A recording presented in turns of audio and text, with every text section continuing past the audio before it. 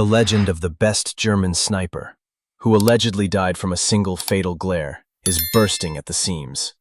The film and memes are against archives and manuals, which show how discipline, not heroism, decides who will survive. Stalingrad gave the world not only casualty figures and a front line in ruins, but also stories that live longer than archives. Among them is a story about the best German sniper, who came to hunt Vasily Zaytsev and died because of one stupid habit. The cinema presented it as a duel of the titans, patient waiting, bait, then a fatal glare on the enemy's lens, one shot, and the end of the legend. The problem is that the closer you bring the magnifying glass to the sources, the more clearly you see. It's not so much the optics that shine, but the myth. The story of Major Konig, the director of a certain sniper school, took root in the popular imagination, primarily thanks to the film Enemy at the Gate, which consolidated the image of the German Superman and the final personnel glare as a semantic clue. Even popular English-language reference texts today stipulate that the duel is rooted in folklore, although there is no evidence of the existence of such a major. If you take apart the legend at the seams, the first is the question of personality. In popular English-language analyses, the same thing sounds. Neither in German documents nor in the registers of military schools of 1942-43 is Major Konig traced. Moreover, the thesis about the Berlin sniper school was not confirmed at those dates.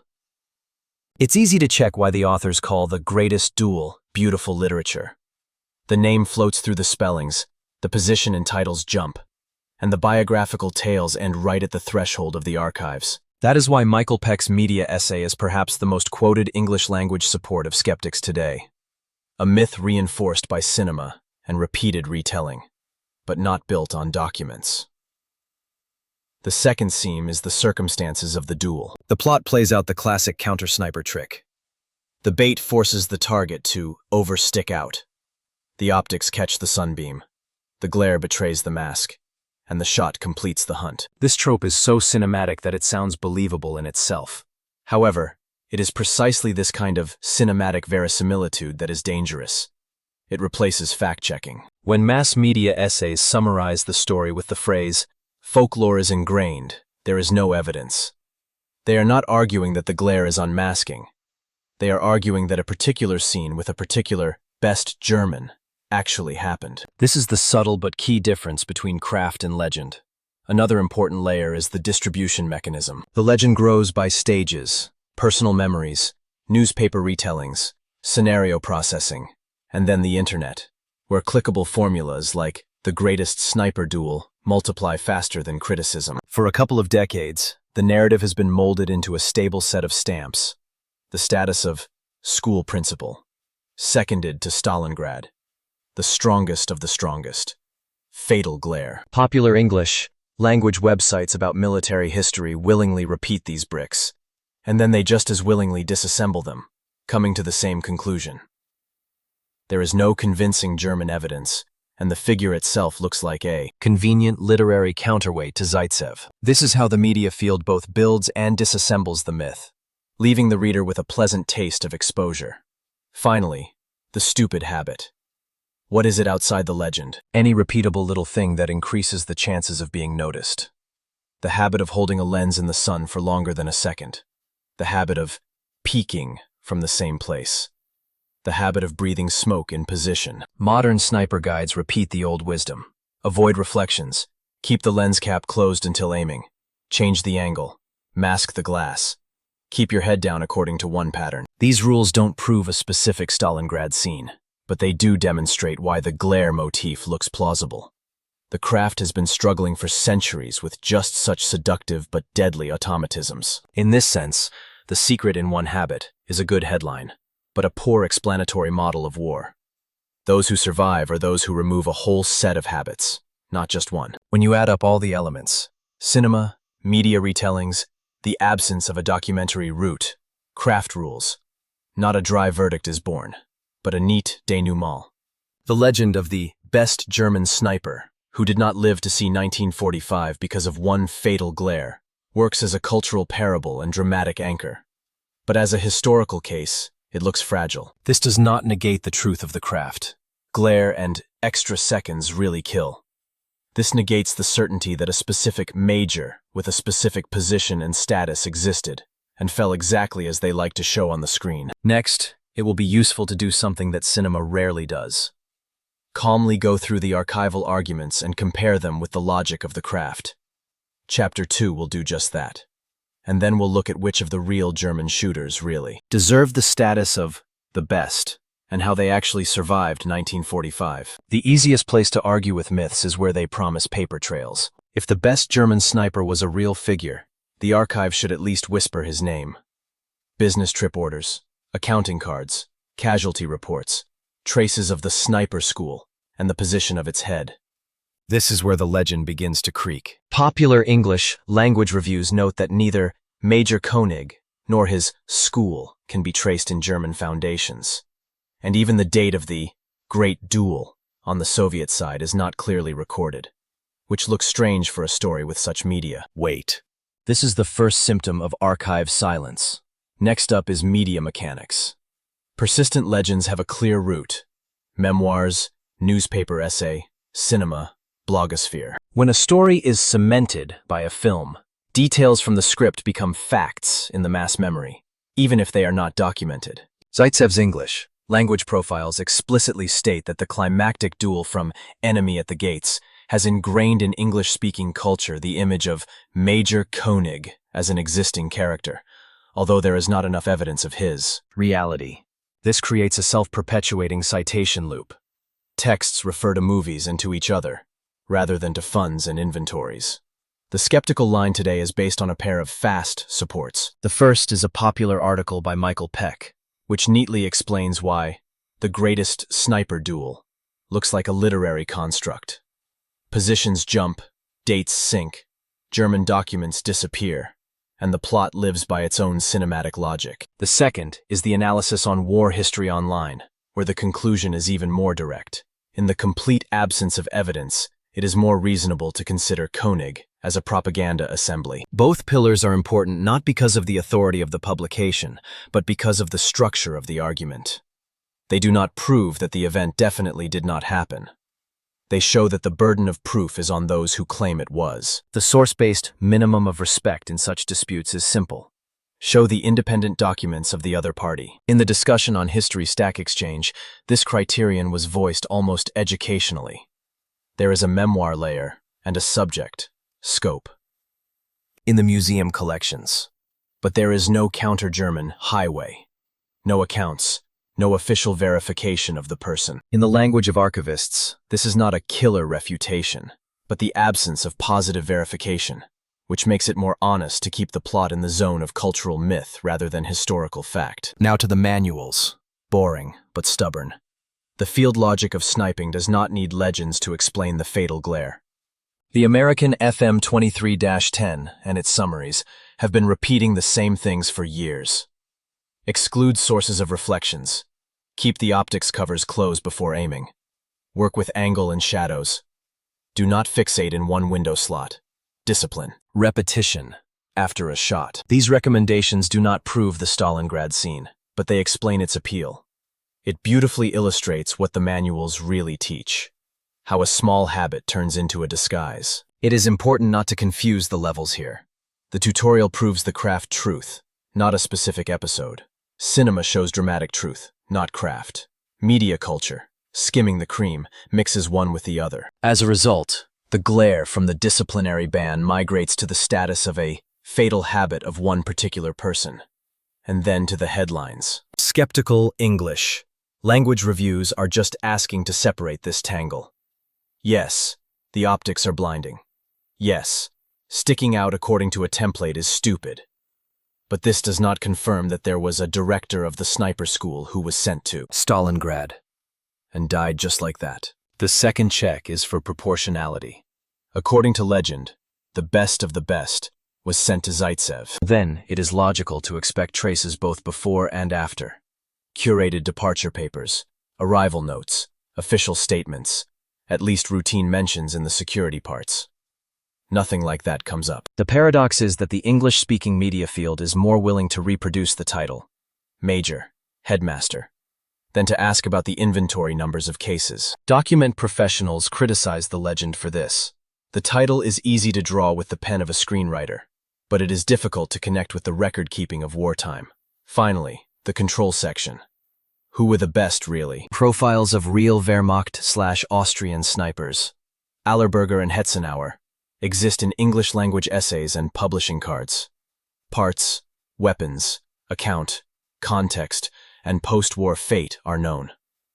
Their biographies don't need movies to stick on paper. This contrast strikes at the legend of the best who did not live to see 1945. The real tops in the mass survived, and their documents are read without suspense. We will return to them in the next chapter as a control group. Where there is paper, there is a shorter dispute.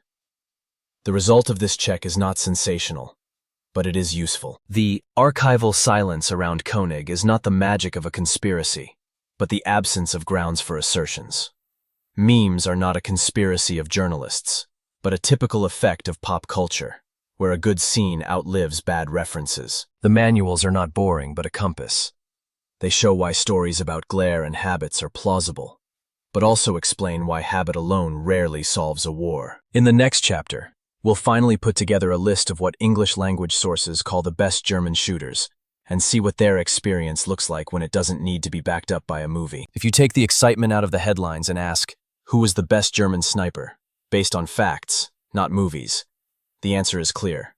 To those who can be seen in papers, awards, and stable historiography. At the top of the list stands Matthäus Hetzenauer, an Austrian from the 3rd Mountain Division, whose confirmed score is 345, with a long-range recorded shot of about 1,100 meters. He was awarded the Knight's Cross and survived the war. These are boring details. Dates of service, unit, award, post-war fate. But they are the ones that separate the real record from the record legend. Next to him is Joseph Sepp Allerberger, the second most successful in the Wehrmacht, about 257 confirmed. Also an Austrian, also a 3rd Mountain Rifle, and also not a character in a screenplay, but the author of memoirs published in English. His sniper on the Eastern Front is not without subjectivity, but it is a rare evidence of craft in the context of the Red Army. From improvised means of disguise to routine position changes and the discipline of not shining glass. Another thing is also important. Allerberger survived, which breaks the dramatic hook of the best did not live to see 1945. The third marker of the real top is often called Friedrich Pein, another Austrian in a German uniform, officially noted for 200+ confirmed defeats and also awarded the Knight's Cross. His dossier is a typical example of what a verified biography looks like. Service, reward for a specific account, a list of connections. There are no riddles of school principles and special assignments for dueling, only inventory records of military craft. In order not to reduce the conversation to bare statistics, it is useful to look at these figures in one lens. The popular English-language essay by the Warfare History Network compares Allerberger and Hetzenauer as a couple from the same division with a total of 600 confirmed. The material emphasizes their industrial nature. Many hours of observation, strict economy of movement, respect for light and background, working in pairs of observer-shooter. This is an anti-heroic picture. The best is not because he did not live to see it, but because he did boring things right dozens of times in a row. Sometimes there are inflated figures or sour retellings on the web, but it is much safer to stay where there is editing or specialized databases. The points of support are the publishing pages of memoirs, reference cards on awards, staples on divisions, and dates of operations. The nuance is that even conscientious popular sites are tempted to round up or salt up the texture to match the drama. Therefore, it is a good idea to check the viral formulas, 345 in 10 months, from several independent English-language sources, rather than from a forum retelling or a social network. A separate dispute is about weapons and equipment. English-language essays about the pair from the 3rd Mountain Rifle feature the Carabiner 98K and the Gewehr 43 semi-automatic with ZF series optics. It was the discipline of optics, not the super barrels, that gave survivability. This is important for the main conclusion of the chapter. People who are correctly called the best combined accuracy with behavioral hygiene. Do not smoke in position. Do not stick in the sight. Do not return to the same slot. avoid reflections. This set of habits, repeated hundreds of times, is statistically more important than any one-time duel with a beautiful shot. And this just coincides with the letter of the English language field manuals on sniping, which have been saying the same thing for decades. Now about the legends and what to do with them. In previous chapters, we have already seen how the myth of Major Konig is based on cinema and retelling, but it does not stand well on paper. The English language journalism of recent years, from Peck to mass historical portals, repeats the thesis over and over again.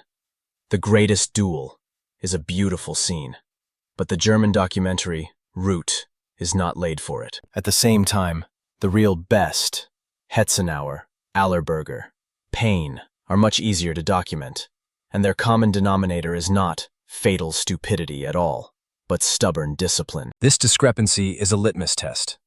If a story claims to be a fact, look for paper and reconciliation. If the paper is silent, attribute it to culture, not to the chronicle. Why is this important right now? Because memes cling to simple formulas like, the secret was in one habit, and then they teach you not to think statistically. The sniper craft, shown in English language memoirs and essays, teaches the opposite.